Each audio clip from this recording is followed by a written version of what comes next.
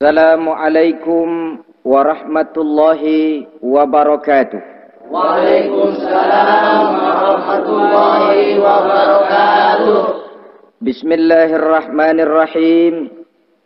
Alhamdulillahi rabbil alamin. Wassalatu wassalamu ala ashrafil anbiya'i wal mursalin, imamil muttaqin, sayyidil ghurril muhajjalin, Sayyidina wa maulana Muhammadin wa ala alihi wa ashabihil mujahidin at-tahirin limin rahimakumullah. Kejadian dan keberadaan kita dalam kehidupan di dunia ini merupakan kejadian dan keberadaan yang terima jadi atau terima beres. Artinya tidak seorang pun di antara kita yang dahulunya pernah mesen untuk punya potongan seperti yang sekarang ini, punya warna kulit seperti yang sekarang ini, punya bahasa seperti yang sekarang ini. Seluruhnya kita terima jadi. Oleh karena kita terima jadi, maka Allah tidak menilai manusia dari rupa dan potongannya, tidak juga dari harta bendanya. Bersabda Nabi kita, Innallaha la yanzuru ila suwarikum wa amwalikum walakin yanzuru ila qulubikum wa a'malikum. Sesungguhnya Allah Subhanahu wa taala tidak melihat potonganmu, tidak melihat harta bendamu, tetapi yang dilihat dan dinilai oleh Allah Subhanahu wa taala tidak lain adalah hati dan amal perbuatanmu. Kenapa rupanya paras yang cantik tidak dijadikan penilaian utama oleh agama? Pertama, karena yang namanya cantik adalah relatif. Tergantung siapa yang memandang. Yang menurut saya cantik, menurut saudara belum tentu cantik. Dan yang menurut saudara cantik, menurut saya mungkin jelek, enggak ketulungan. Oleh karenanya, di kalangan para ahli cinta ada perbedaan pendapat. Sebenarnya cantik yang bikin orang jatuh cinta atau cinta yang menyebabkan orang jadi cantik. Dua-duanya bisa saja terjadi. Mungkin karena cantik orang lalu jatuh cinta, mungkin sudah kadong cinta biar gempor cantik juga. Tapi yang jelas cantik adalah relatif. Yang kedua, cantik itu temporer, berubah oleh pergeseran masa dan pertukaran waktu. Tidak ada orang makin ke ujung makin cantik. Sekarang dia sedang sweet 17-an, umur 17-an, of course cantik bukan alang kepala. Seluruh yang ada dalam dirinya menjadi syair di kalangan para remaja. Rambutnya katanya ikal berderai, pipinya bakpao dilayang, lalu janggutnya katanya macam lebah bergantung, alisnya macam semut beriring. Kalau dia senyum orang pada lemes. Itu sekarang 2, 30, 40 tahun yang akan datang, kalau dia senyum mungkin orang lari semua. Cantik itu temporer. Dan yang ketiga, di atas langit masih ada langit lagi. Di atas yang kita anggap cantik, rupanya masih ada yang lebih cantik lagi. Oleh karena itu, penilaian inti dari agama bukan soal potongan, bukan soal harta benda, tapi hati dan amal perbuatan.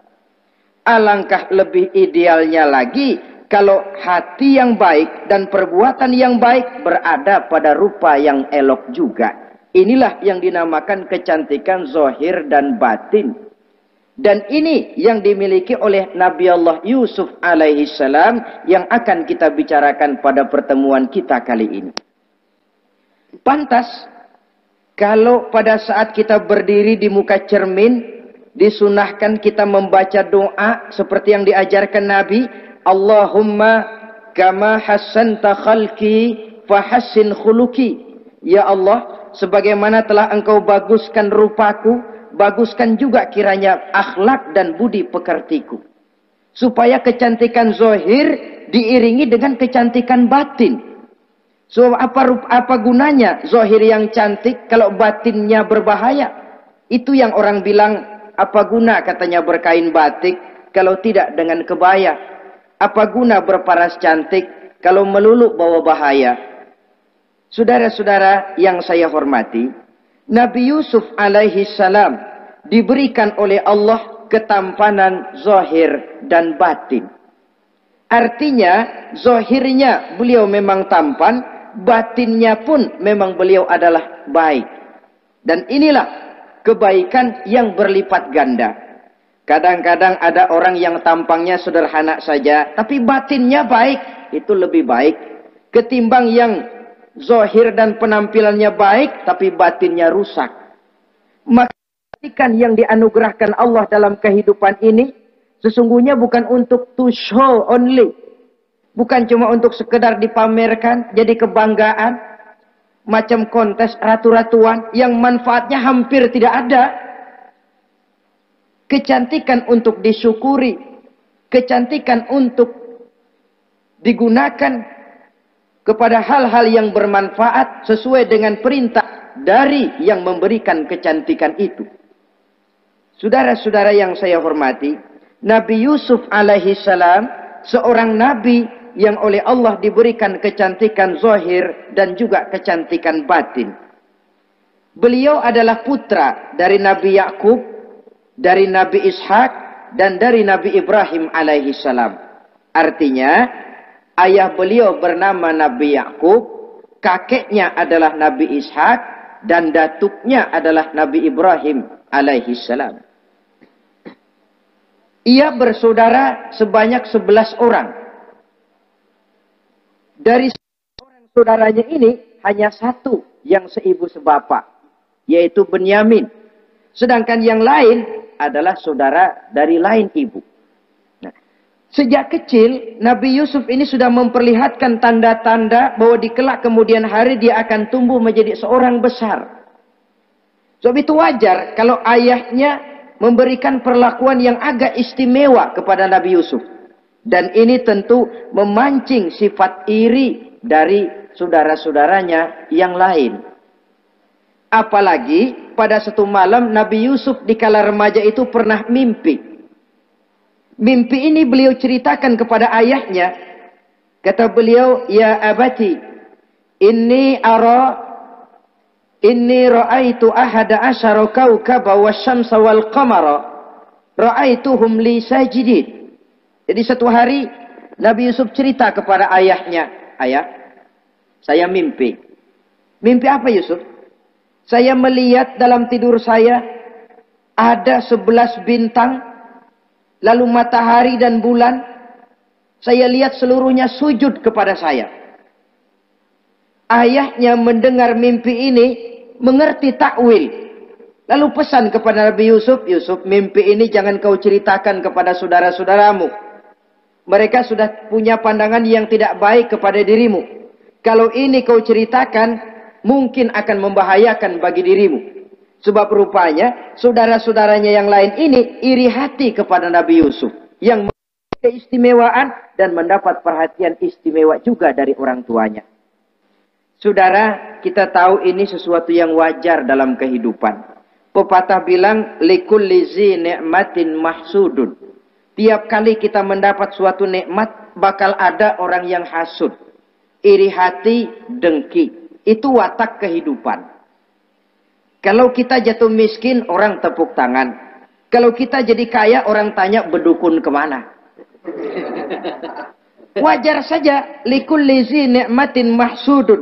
Tiap kali kita mendapat suatu nikmat, tentu ada yang hasud, ada yang iri, ada yang tidak senang. Begitu juga halnya dengan saudara-saudara Nabi Yusuf alaihi salam. Dan watak iri hati ini tidak cuma tinggal iri hati. Mereka buktikan lewat tindakan konkret.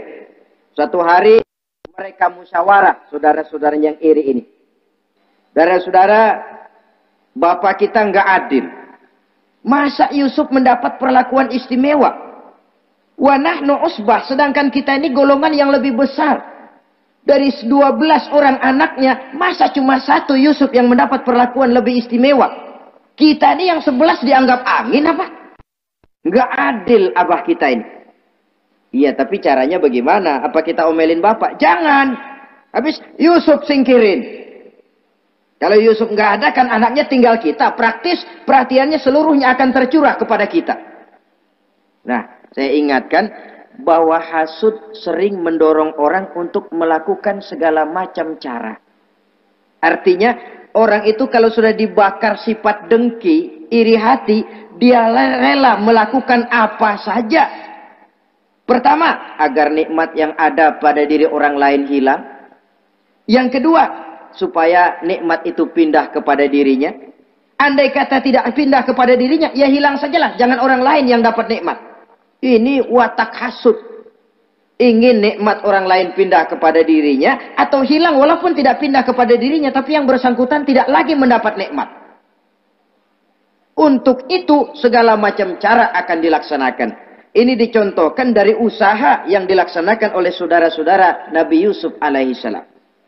Oke, setuju, kita singkirkan Yusuf. Tapi caranya bagaimana? Gampang. Bunuh saja.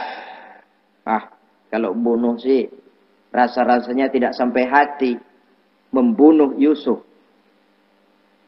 Lalu bagaimana? Kita kucilkan saja dia. Kita asingkan dari sini, kita buang jauh-jauh supaya dia tidak ada lagi kelihatan dalam pandangan Abah.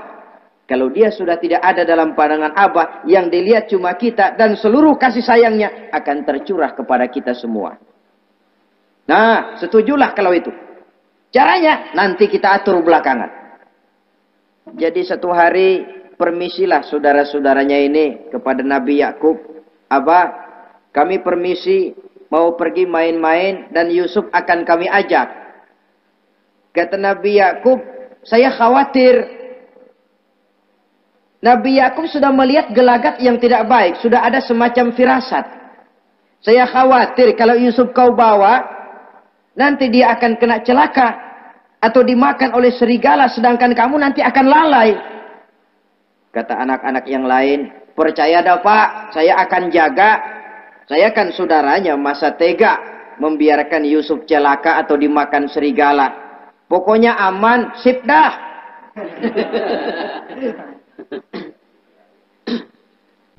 Akhirnya Nabi Yakub mengizinkan. Pergilah 12 bersaudara ini pergi bermain-main. Mula-mula berkejar-kejaran, Yusuf ikut main kejar-kejaran. Lantas buka baju, Yusuf ikut buka baju. Sampai ketika tiba di tepian sebuah sumur tua, rencana yang sudah disepakati itu dilaksanakan. Nabi Yusuf diangkat beramai-ramai, digotong, lalu dimasukkan, diceburkan ke dalam sumur mati itu.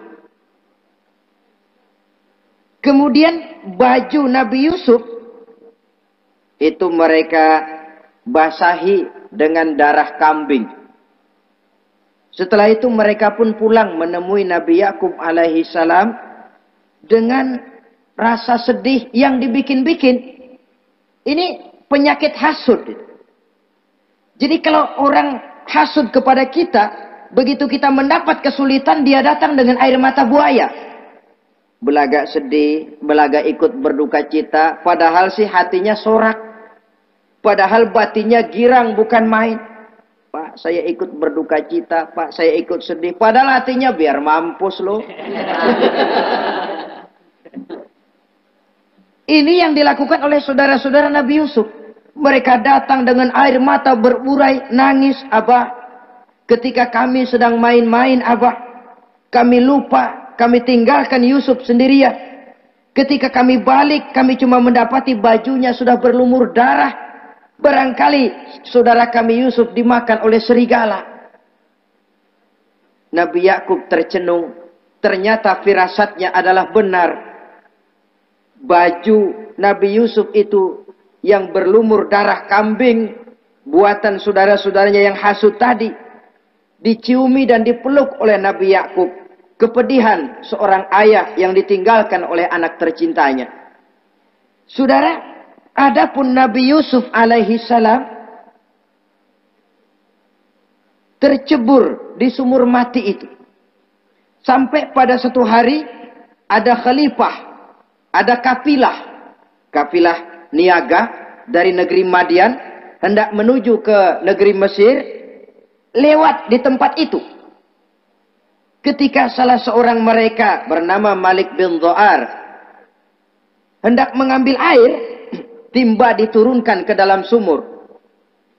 Begitu diangkat, ini air kok berat amat.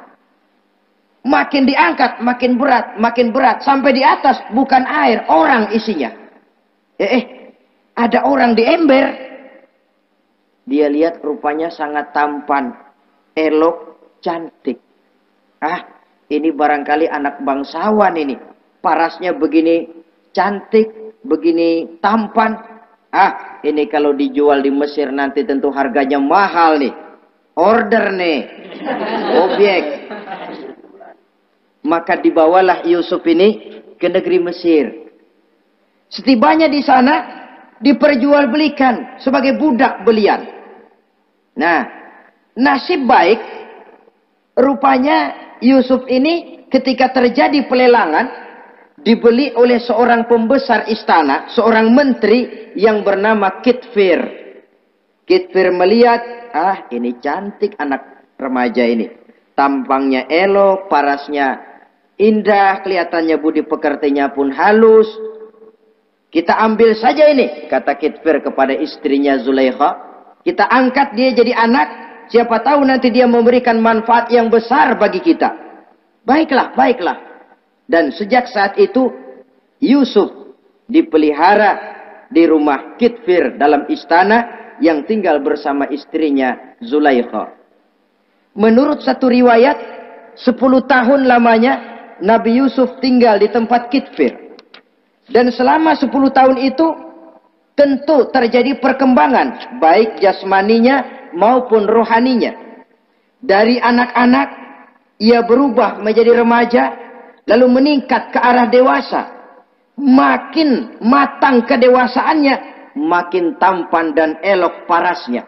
Makin cantik budi pekertinya, ditempa oleh watak kenabian yang disiapkan oleh Allah Subhanahu wa Ta'ala. Sehingga tidak heran, ketampanan Nabi Yusuf ini lalu jadi buah bibir di kalangan istana. Tidak cuma anak perempuan bangsawan, tidak cuma istri para penguasa, sampai kepada kelompok orang awam selalu berandai-andai. Kalau saja, andai kata umpama saya bisa berdampingan dengan Yusuf, kalau saja. Kata-kata kalau saja ini keluar dari perempuan-perempuan yang melihat Yusuf alaihissalam.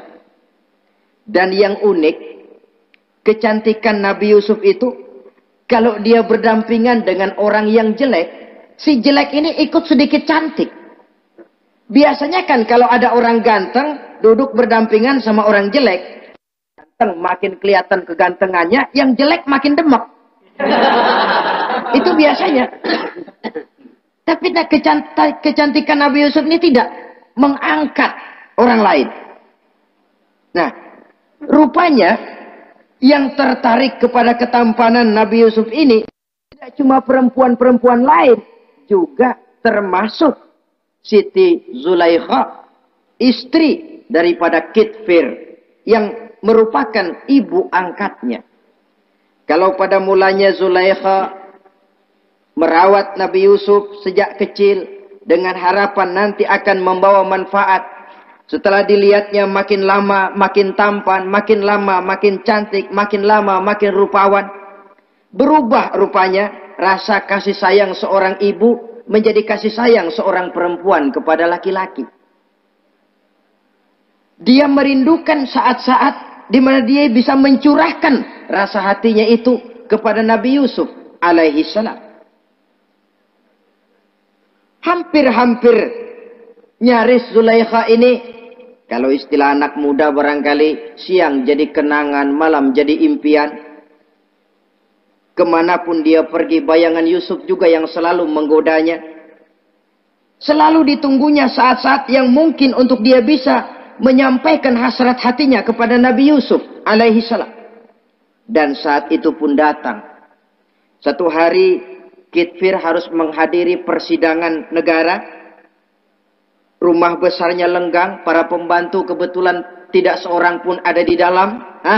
Inilah saat yang ditunggu-tunggu oleh Zulaikha. Keluarlah ia dari kamarnya dengan pakaian yang tipis sewarna dengan warna kulitnya, sehingga pakaian dalamnya nyaris tembus. dengan langkah yang diatur sedemikian rupa, memancing rangsangan, ia datang menghampiri Yusuf alaihi salam. Lalu dengan suara lemas memelas, ia pun memanggil Yusuf. Ada apa tuanku? Sini yang. Kalau bahasa kita. Melihat, mendengar suaranya yang lain dari hari-hari biasa. Apalagi melihat pakaian Zulaikha yang begitu tipis. Jantung Nabi Yusuf berdetak sangat cepat. Darah mengalir dengan cepat. Maklum, beliau juga manusia, laki-laki, normal terlepas dari kenabiannya. Jantungnya dak-dik-duk. Kemari Yusuf, sini. Ada apa tuanku? Sudah lama Yusuf. Lama apa tuanku? Saya memendam rindu kepadamu Yusuf. Siang malam engkau juga yang jadi tumpuan harapan saya. Kemanapun saya pergi seakan wajahmu juga yang saya lihat Yusuf. Tidur saya jadi tak nyenyak. Makan saya tak pernah membawa kekenyangan Yusuf. Tidur yang biasanya mendatangkan semangat seolah semuanya pergi meninggalkan saya Yusuf. Hembusan sepoi pagi mengusap bunga merekah dalam taman yang biasanya membawa keindahan, semuanya telah berganti dengan keindahan wajahmu Yusuf. Sinilah sebentar, penuhi hasrat hati saya. Saya segan tuanku. Segan kenapa Yusuf? Saya tidak mau mengkhianati tuan saya yang telah berbuat baik kepada saya. Apakah saya juga tidak pernah berbuat baik kepadamu? Benar, tuan juga berbuat baik kepada saya. Tapi pantang saya mengkhianati majikan saya. Yusuf, sekarang kesempatan yang baik. Kitfir, suami saya, sedang menghadiri persidangan penting di negara, di istana, dan rasanya akan lama dia baru kembali. Sementara para pembantu kita tidak ada di sini. Saya malu tuanku, saya segan. Malu kepada siapa? Tidak ada yang tahu, tidak ada yang lihat. Allah. Saya takut, saya malu kepada Allah tuanku. Padahal kalau menurut ukuran hati, Quran menjelaskan walaqad hammat bihi wa hamma biha.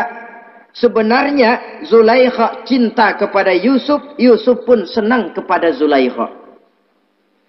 Itu iblis sibuk bukan main memasang jerat, pasang besi berani biar pada nyetrum.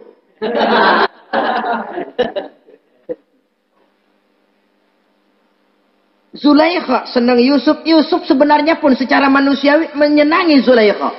Walaula an ra'a burhana rabbih. Tapi Yusuf ketika itu melihat larangan Allah, peringatan Allah. Seolah-olah dia lihat Allah mengatakan, Yusuf, ini letter S. Dilarang parkir di sini. Menurut satu riwayat, Nabi Yusuf melihat ayahnya, Nabi Yakub, melambai-lambaikan tangan menyetop. Seolah-olah melarang dia meneruskan langkahnya. Riwayat lain menjelaskan, seolah-olah Nabi Yusuf dibisiki oleh malaikat Jibril. Yusuf, kalau kamu kalah sekarang, kamu sama saja gajah kemasukan semut di kupingnya terus mati. Tapi kalau kamu menang, kamu adalah gajah yang tidak terkalahkan. Ada semut mati oleh, ada gajah mati oleh semut. Alangkah memalukan. Binatang yang begitu besar jatuh hanya oleh binatang yang begitu kecil. Artinya apa? Kau akan jadi orang besar Yusuf. Apakah harus gagal dan jatuh cuma karena bujuk rayu seorang perempuan macam ini? Satu riwayat menjelaskan semacam itu. Sehingga mantap Yusuf, maaf tuanku, saya malu kepada manusia, saya malu kepada majikan, tapi saya lebih malu lagi kepada Allah. Saat ini majikan tidak tahu, orang seorang pun tidak ada yang lihat, tapi Allah pasti lihat. Itu yang saya malu. Ah Yusuf, jangan sok kalem. Mumpung situasi mengizinkan, mubazir nih. Zulaikha pun berangkat pergi ke tempat pembaringan, ke tempat tidur. Lalu dengan pose yang merangsang, aduhai, melambai-lambaikan tangannya, hai talak, Yusuf sini, Yusuf kemari. Nabi Yusuf dipelihara oleh Allah. Ketika Nabi Yusuf tetap menampakkan keengganannya, Zulaikha jadi berang. Ya namanya istri pembesar ditolak oleh anak muda yang menurut penilaian dia nggak ada apa-apanya. Lu kan kecemplung di sumur, gua pungutin. Cuma sekedar segini aja nggak mau nurutin, kebangetan amat.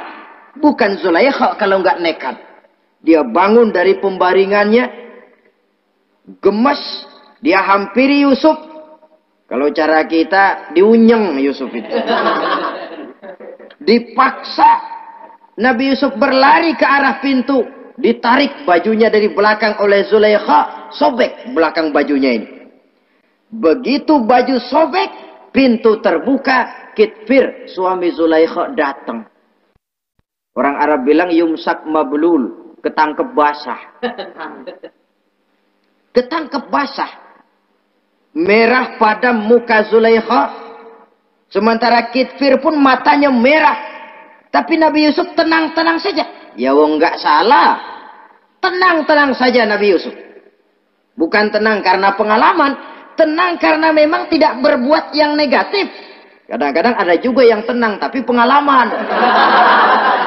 Oh buaya itu. Kita ketahuan kepentok, ketangkep hansip, anteng aja. Itu bukan nggak salah, badak. Nabi Yusuf tenang karena memang tidak berbuat salah apapun. Nabi Yusuf tenang karena yakin dirinya benar. Sehingga mantap menghadapi kedatangan Kitfir yang sangat tiba-tiba itu. Adapun Zulaikha, ketika melihat suaminya berdiri di muka pintu, cepat-cepat dia berubah siasat. Inilah salah satu kelihayan makhluk bernama perempuan. Dia pandai bersalin rupa, dia pandai bermain minyak di atas air. Melihat suaminya datang, roman mukanya pun menjadi sedih. Air mata berurai membasahi pipi. Papa, katanya. Apa balasan bagi orang yang mau menistakan istri papa? Maksudmu apa, Zulaikha? Yusuf gile. Dia mencari kesempatan dalam kesempitan. Dia mau menodai kehormatan saya. Dia hendak memperkosa saya. Kata Nabi Yusuf, bukan saya, Tuan.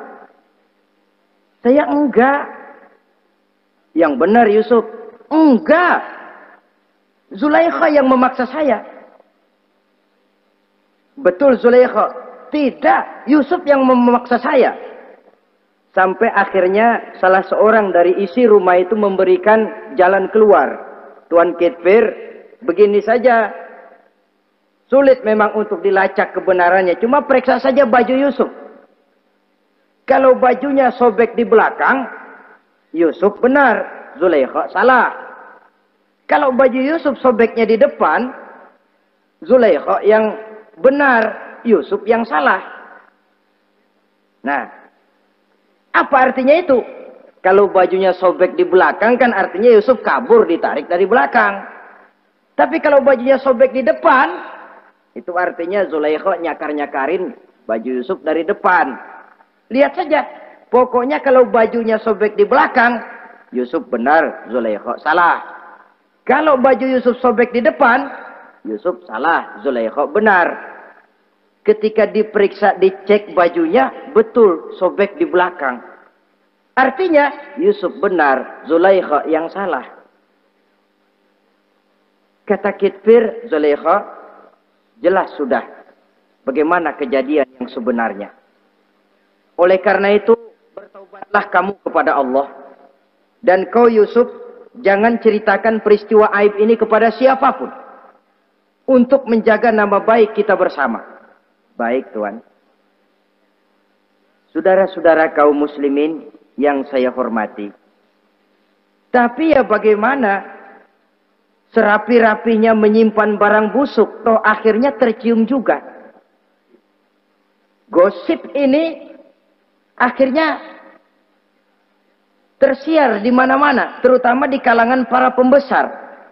Sehingga kalau kumpul para istri pejabat, Zulaikha jadi bahan gunjingan. Kan main bini menteri demen sama budaknya. Nggak salah apa tuh? Jadi bahan ejekan. Ya sebab tentu ukuran mereka yang belum pernah ngelihat Yusuf, kalau duren ketemu duren dong. Masa duren ketemu ketimun ya bonyok. Artinya nggak seimbang. Masa istri bangsawan tergila-gila sama anak angkatnya, sama budak beliannya, nggak masuk rasio itu. Zulaikha dengar berita macam itu. Sampai dalam hatinya, pantas saja kamu ngenyek saya, kamu meremehkan saya, karena kamu belum pernah lihat potongan Yusuf bagaimana. Akhirnya dalam hati Siti Zulaikha ini timbul semacam dendam. Suatu saat gua kerjain loh. Caranya gimana? Satu hari para istri bangsawan ini diundang ke tempat Siti Zulaikha. Duduk di satu ruangan luas. Setelah duduk dihidangkan makanan. Makanannya aneh. Cuma buah sama pisau. Ketika buah dan pisau sudah siap, satu orang satu, satu orang satu, satu orang satu. Ketika mereka sedang mengupas itu, Zulaikha berkata kepada Nabi Yusuf, Yusuf, kau jalan dari sini ke sana, melintas. Kayak peragawati gitu. Untuk apa Tuhan? Pokoknya jalan aja dah. Nabi Yusuf jalan. Sejak beliau melangkah ke ruangan itu, semua mata perempuan-perempuan bangsawan yang lagi ngupas buah, semuanya tertuju kepada Yusuf. Ada yang matanya emang buluk, makin buluk. Ada yang ngeliatin campur mulutnya menganga. Apa kata mereka? Falamma ra'ainahu akbarnahu wa qatta'na aydiyahunna wa qulna hasya lillah ma hadza bashar in hadza illa malakun karim. Falamma ra'ainahu, ketika perempuan-perempuan itu melihat Yusuf, akbarnahu, mereka agungkan Yusuf. Wa qulna hasya lillah, mereka bilang, ini sih bukan orang nih. Ini malaikat nih. Bukan orang. Nah, orang segini cakepnya. Artinya belum pernah mereka lihat paras yang secantik dan setampan itu. Akibatnya apa? Nggak berasa mau motong buah keiris tangan. Rata-rata perempuan yang ada di situ tangannya pada luka. Kenapa? Mau motong buah, mata kemana, mulut kemana, tangan kepotong. Melihat itu semua, Zulaikha puas. Nah, kamu baru melihat sekejap. Bagaimana saya yang siang malam melihat Yusuf? Bagaimana saya yang tiap saat hidup bersamanya? Bagaimana saya nggak merindukan dia? Ente yang baru pernah ngelihat sekelebatan udah motong tangan. Saya yang tiap hari sama-sama dia nggak celeng juga udah pantas. Saudara-saudara kaum muslimin yang saya hormati. Akhirnya untuk menjaga nama baik keseluruhannya, Nabi Yusuf pun mengalah. Karena berita ini sudah tersiar, Yusuf dipojokkan, tidak cuma sekedar dipojokkan, beliau dimasukkan ke dalam penjara. Tapi apa kata beliau? Rabbi sijnu ahabbu ilayya mimma yad'unani ilaih. Ya Allah, kalau memang karena resiko penolakan saya terhadap ajakan Zulaikha menyebabkan saya harus masuk penjara, penjara lebih saya sukai, penjara lebih saya cintai ketimbang ikut kemauan Zulaikha. Saudara-saudara, kadang-kadang kita berpikir, kalau kesempatan itu datang kepada kita, mampukah kita menjatuhkan pilihan seperti pilihan Nabi Yusuf ini? Lebih baik penjara ketimbang mengikuti bujuk rayu perempuan untuk melakukan perbuatan yang menyeleweng ini. Ini yang dipilih oleh Nabi Yusuf. Tegar. Kalau memang sebagai resikonya saya harus masuk penjara, penjara lebih saya cintai, penjara lebih saya suka daripada mengikuti bujukan Zulaikha. Teguh karena suatu prinsip. Bukankah dalam perjuangan menegakkan akidah, Kadang kita mendapat piala, tapi tak jarang kita berhadapan dengan penjara. Kadang kita disanjung, kadang kita dicaci. Itu romantika perjalanan dari yang namanya perjuangan. Tapi pilihan harus ada. Ketimbang ikut bujuk rayu perempuan yang mengajak melakukan perbuatan serong, penjara lebih saya cintai. Sudah pada saat hendak diajak tidak ada yang melihat, beliau menolak. Akibat penolakannya pun masuk penjara, tapi penjara lebih menyenangkan hatinya. Ketimbang hidup merdeka, tapi jiwa terpenjara. Inilah Nabi Yusuf barangkali. Biar badan masuk penjara, asal jiwa merdeka. Kita sekarang sebaliknya. Jiwa terpenjara tidak jadi soal, asal badan merdeka. Maka jiwa kita sering dijajah. Entah dijajah harta, entah dijajah pangkat dan jabatan, entah dijajah iblis. Jiwa kita yang terpenjara. Sementara badan kita merdeka. Nabi Yusuf tidak. Biarlah badan di penjara, asal jiwa merdeka untuk menegakkan sesuatu yang hak. Saudara-saudara yang saya hormati. Adapun di dalam penjara itu, Nabi Yusuf satu sel dengan 2 orang bekas pelayan istana yang dituduh menaruh racun ke dalam hidangan yang hendak disajikan kepada raja. Yang satu tukang ngatur minuman, yang satu tukang ngatur makanan untuk raja. Siapa yang naruh racun nggak jelas, tapi dua-duanya ditahan. Nah, sampai satu malam teman satu sel ini dua-duanya ngobrol kepada Nabi Yusuf. Yusuf, kami ini dipenjara karena dituduh menaruh racun ke dalam hidangan yang dihidangkan kepada baginda raja. Siapa yang salah, kami sendiri tidak tahu. Saya enggak ngerasa naruh racun, kata yang tukang ngatur minum. Saya juga enggak, kata yang tukang ngatur makan. Sampai satu malam, mimpi. Mimpi itu diceritakan kepada Nabi Yusuf. Kata yang tukang ngatur minuman, Yusuf, saya mimpi. Saya memeras anggur, lalu menghidangkannya kepada baginda raja. Apa arti mimpi saya? Kata yang tukang hidangin makanan, kalau saya Yusuf, saya ngimpi menjunjung roti di atas kepala saya, itu roti dipatokin burung. Apa arti mimpi saya? Saudara-saudara, Nabi Yusuf tersenyum. Adapun kamu yang mimpi memerah anggur, kamu akan keluar dari penjara bebas dan akan kerja lagi di istana. Adapun kamu yang mimpi menjunjung roti dipatokin burung, kamu akan dihukum mati, disalib, dan kepalamu akan dipatokin oleh burung. Ini tukang roti ngotot, bisa aja lu ah. Ya lempengan apes ramalannya. Ya bukan soal bisa nggak bisa, lihat aja kenyataannya. Cuma kepada kamu yang tukang ngatur minuman, saya pesan, kalau nanti kamu bebas kembali di istana raja, tolong ceritakan ihwal saya kepada baginda raja ini. Saya mendekam di penjara ini tanpa berbuat salah apapun. Baik, insya Allah Yusuf. Dan ketika persidangan memutuskan seperti tepat yang diramalkan Nabi Yusuf. Si tukang menghidangkan makanan dihukum mati, si tukang menghidangkan minuman kembali kerja di istana. Tapi begitu kerja, dia lupa sama pesan Nabi Yusuf. Itu biasanya watak orang memang begitu. Kalau dalam keadaan kepepet, macam-macam janjinya. Begitu keadaannya longgar, lupa sama janjinya. Sehingga ada pepatah katanya, nolongin anjing kejepit. Waktu kejepit, kaing-kaing minta ditolongin. Begitu udah rapi ditolongin, yang nolongin bisa digigit.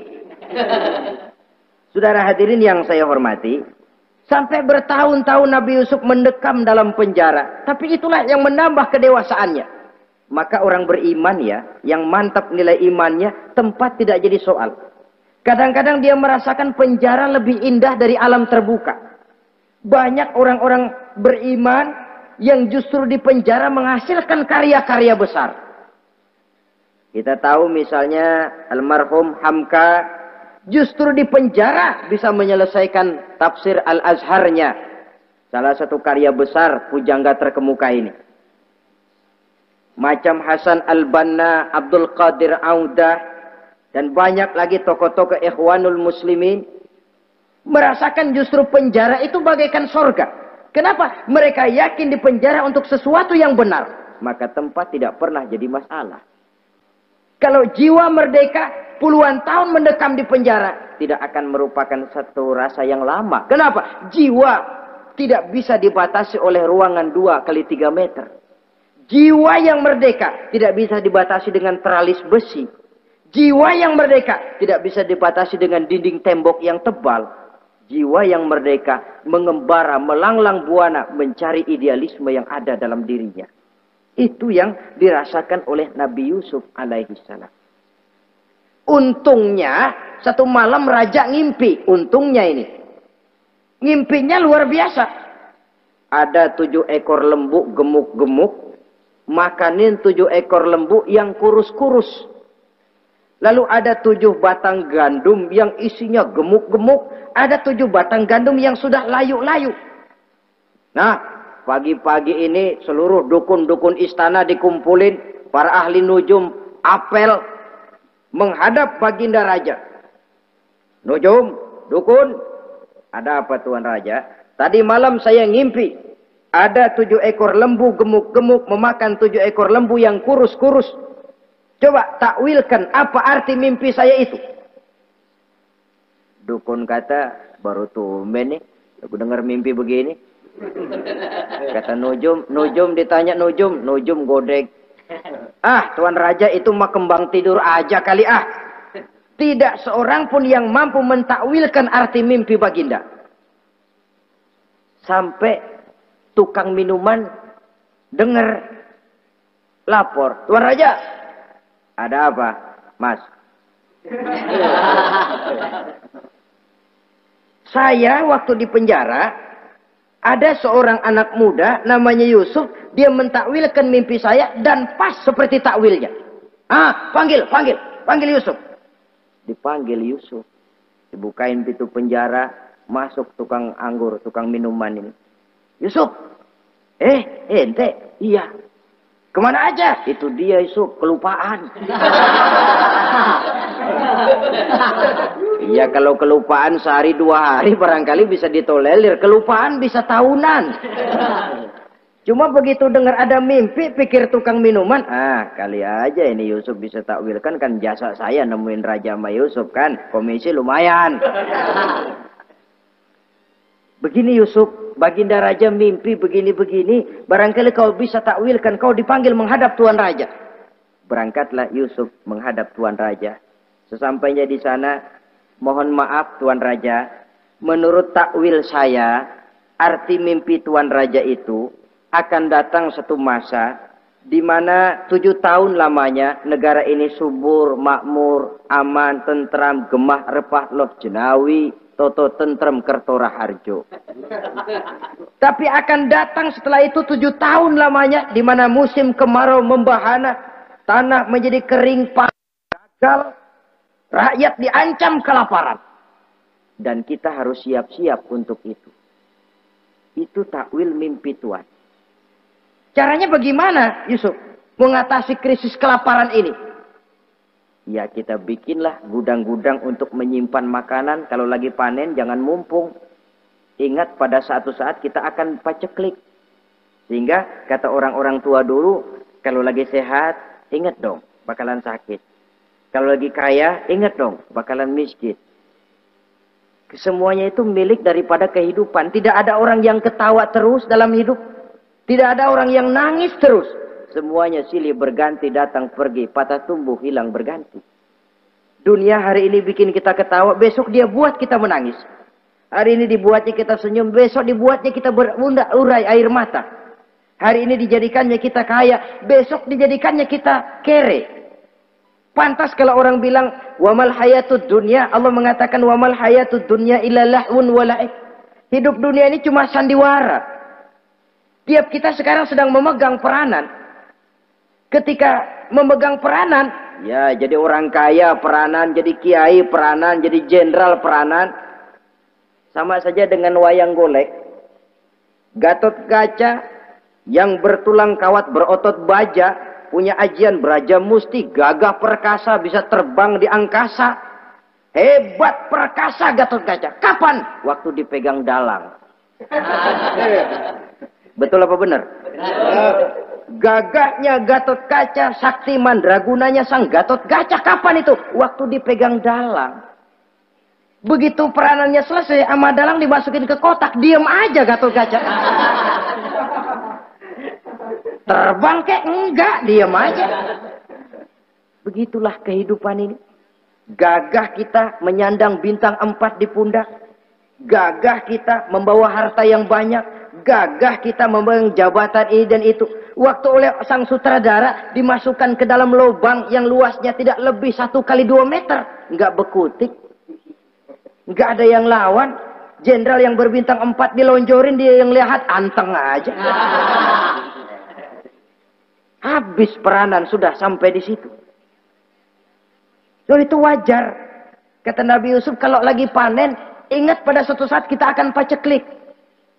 Jangan giliran panen, panen besar. Di daerah-daerah kita lihat, sudah panen pesta pora. Bukan bersyukur kepada Allah. Tapi kegembiraan itu diwujudkan dalam bentuk lain. Tontonan yang membuat lupa diri, bermabuk-mabukan. Sehingga kadang-kadang kalau di daerah itu katanya kalau musim panen, musim kawin. Musim paceklik, musim cerai. Saudara-saudara kaum muslimin yang saya hormati. Karena itu, dalam satu hadis Nabi ingatkan, ta'arraf ilallah firraha ya'rifka fisyiddah. Ingatlah kepada Allah di waktu kamu senang, supaya Allah ingat kepadamu waktu kamu susah. Kalau waktu senang kita lupa kepada Allah, ya wajar. Kalau waktu susah, Allah juga lupain kita. Dalam terjemahannya dengan kehidupan beragama, wa man a'rada an zikri fa inna lahu ma'isyatan dhanka wa nahsyuruhu yaumal qiyamati a'ma. Siapa yang berpaling daripada peringatanku, kata Allah, aku akan berikan dia penghidupan dan kehidupan yang sempit. Sempit itu apa lalu tidak punya duit? Punya duit. Apa tidak punya harta? Banyak harta. Tapi banyaknya harta, tumpukan duit tidak membuat hatinya makin luas. Tidak membuat hidupnya makin lapang. Sempit, sempit, dan sempit. Itu azab. Yang paling celaka, wa nahsyuruhu yaumal qiyamati a'ma. Di akhirat kami kumpulkan dia bersama orang-orang buta. Allahu Akbar. Di padang mahsyar, dikala orang sibuk, pusing dengan urusan masing-masing, buta lagi. Yang nggak buta aja pusing. Mereka teriak-teriak, qala rabbi lima hasyartani a'ma wa qad kuntu basira. Ya Allah, kenapa kami buta padahal waktu di dunia kami melihat? Allah jawabnya enak aja. Kadzalika atatska ayatuna fanasitaha wa kadzalika al-yauma tunsa. Rasain dulu. Dulu waktu di dunia datang peringatanku pada belaga pilon, kamu lupakan, sekarang juga pantas kamu dilupakan. Waktu susah kamu lupa, waktu senang kamu lupa Allah. Waktu susah juga pantas kamu dilupakan Allah. Waktu di dunia kau berpaling dari peringatan Allah. Kalau sekarang Allah berpaling kepadamu juga adil. Walaupun kalau Allah mau tidak berpaling juga adil. Sebab Allah itu mutlak. Tidak ada yang membatasi apa yang dimaui oleh Allah. Saudara-saudara kaum muslimin, itu pesan Nabi Yusuf. Bikin gudang yang besar, simpan bahan makanan untuk persediaan musim kemarau. Kalau begitu sekalian aja deh Yusuf. Sekalian bagaimana Tuan Raja? Kau saya angkat jadi menteri urusan makanan dan urusan kemakmuran. Tuan Raja, apa enggak terburu-buru? Kau bisa mentakwilkan mimpi saya, bahkan kau bisa mencari jalan keluar. Ini sudah sesuatu yang menguntungkan Yusuf. Mencari jalan keluar ini pemikiran yang menteri saya belum bisa berpikir kayak kamu. Sudah, kau pegang jabatan ini. Nabi Yusuf tidak minta, diberikan. Dan memang ada pesan, jangan memberikan jabatan kepada orang yang meminta. Tuh, kalau orang sudah minta tentu ada pamrih dan ada tendensi. Jangan memberikan jabatan kepada orang yang banyak ngeluarin duit untuk mencapai jabatan itu. Sebab apa? Kalau orang mendapat satu jabatan karena banyak ngeluarin duit, maka pekerjaan pertama yang akan dilakukan setelah mencapai jabatan itu ialah dia akan berpikir, bagaimana caranya biar modal gua pulang. Orang jadi gubernur, jadi menteri karena banyak ngeluarin duit. Belum dia sempat kerja buat kepentingan rakyatnya. Dia lebih dulu akan berpikir bagaimana duit yang saya keluarin supaya pulang. Sisanya kalau ada, barulah untuk kepentingan rakyat. Itu pun kalau keburu. Saudara-saudara yang saya hormati, Nabi Yusuf tidak pernah minta jabatan. Raja memberikan jabatan itu. Dan tepat seperti takwil beliau, musim kemarau datang, rakyat dilanda kelaparan, lalu berbondong-bondong ke istana mencari bahan makanan. Yusuf langsung mendrop bahan makanan ini. Alhasil saudara-saudara, bahaya kelaparan ini sampai juga ke daerah tempat di mana Nabi Yakub tinggal. Lalu beliau utus anak-anaknya. Saya dengar di negeri Mesir ada seorang menteri muda yang tampan dan baik hati. Pergilah kau ke sana dan mintalah makanan darinya. Berangkatlah mereka ini. Saudara-saudara, Nabi Yusuf lihat, ini saudara-saudara saya ini yang dulu nyeburin saya ke sumur. Sekarang pada antri minta jatah makanan. Kalau kita lagi di atas ngelihat orang di bawah kan enak. Yang bawah kelagapan. Kayak orang sedang berkuasa, namanya lagi berkuasa, ngomong apa juga benar. Orang kalau lagi berkuasa, kentut bagus masih. Tapi kalau sudah jatuh, jangankan apalagi buang angin, batuk aja diomelin. Miskin batuk melulu lah. Di atas itu, posisi di atas gampang buat mob. Andai kata Nabi Yusuf waktu itu mau menteror, membalas saudara-saudaranya, kesempatan emas. Tapi memang hatinya hati yang mulia, jiwanya jiwa yang besar. Diberinya saudara-saudaranya itu makanan, tapi dia tidak memperkenalkan diri dan saudaranya pun tidak mengenali kalau itu Yusuf. Kalau kita kan yang enak, ingat nggak dulu saya diceburin ke sumur, sekarang gantian ya, ayo baris lo, gue ceburin atu-atu. Nabi Yusuf tidak, diberinya saudaranya makanan. Lalu pesan, lain kali kalau kemari lagi mau mengambil makanan, saudaramu yang namanya Benyamin bawa ke sini. Tanpa dia saya nggak mau ngasih makanan lagi. Ya sudah, pulang saudara-saudaranya ini lapor kepada Nabi Yakub. Abah, itu menteri pesan kalau kamu yang mau ngambil makanan lagi Benyamin harus dibawa. Kalau nggak dibawa kami nggak akan dikasih makanan. Nabi Yakub curiga lagi. Dulu Yusuf hilang. Sekarang nih Benyamin ini saudara sekandung Nabi Yusuf. Kalau yang lain satu bapak lain ibu. Tapi dengan Benyamin ini satu ibu satu bapak. Ini Benyamin mau digituin lagi. Bagaimana? Pokoknya Pak yang dulu-dulu kami udah tobat dah. Sekarang mah bener-bener banget dah nih. Biasanya sekali lancung ke ujian itu. Seumur hidup orang nggak percaya. Sampai akhirnya Benyamin pun dibawa ke sana. Saudara-saudara yang saya hormati, terjadilah pertemuan Yusuf dengan Benyamin dan akhirnya saudara-saudaranya ini dijelaskan siapa menteri itu sebenarnya, diminta menjemput Nabi Yakub. Bertemulah Nabi Yusuf dengan ayahnya Nabi Yakub alaihi salam. Adapun Kitfir sudah lama meninggal, Zulaikha pun sudah menjadi janda. Namun dalam jandanya dia tetap merindukan Yusuf siang dan malam, didambakannya kapan saat pertemuan akan terjadi. Sampai ketika satu hari didengarnya Yusuf akan meninjau satu daerah, dia sudah diri paling depan. Ketika Yusuf lewat, dia nyindir dengan katanya, Maha suci Allah yang memuliakan orang yang takwa dan menghinakan orang yang berdosa. Merasa ada sindiran, Yusuf nengok. Zulaikha kan? Iya Yusuf. Kitfir bagaimana? Sudah meninggal. Lalu keperluan apa sekarang? Saya cuma memerlukan engkau Yusuf. Saudara-saudara, Nabi Yusuf akhirnya kawin dengan Zulaikha yang cantik, menawan, dan rupanya setelah kawin itulah Nabi Yusuf baru tahu bahwa Kitfir ternyata tidak bisa berfungsi sebagai suami. Dengan kata lain, puluhan tahun Zulaikha kawin dengan Kitfir tetap perawan, utuh, awet. Rupanya Kitfir liwat terus dan numpang liwat, nggak pernah mampir. Dan sejak saat itu berbahagialah Nabi Yusuf dengan Siti Zulaikha. Kita ambil hikmah dari riwayat singkat ini Pertama, kecantikan zohir lebih penting, kecantikan batin lebih penting dari kecantikan zohir. Alangkah lebih baik lagi kalau kecantikan zohir itu berpadu dengan kecantikan batin. Karena dalam pandangan Islam, Allah tidak menilai manusia dari rupa dan harta, tetapi dari hati dan amal perbuatan. Yang kedua, bahwa ujian dan cobaan yang diterima Nabi Yusuf, tetapi dihadapi dengan ketabahan, pada akhirnya menghasilkan kebahagiaan. Kebahagiaan dunia dan kebahagiaan akhirat. Inilah saja pertemuan yang singkat ini. Mudah-mudahan ada manfaatnya. Terima kasih atas segala perhatian. Mohon maaf atas segala kekurangan. Wassalamualaikum warahmatullahi wabarakatuh.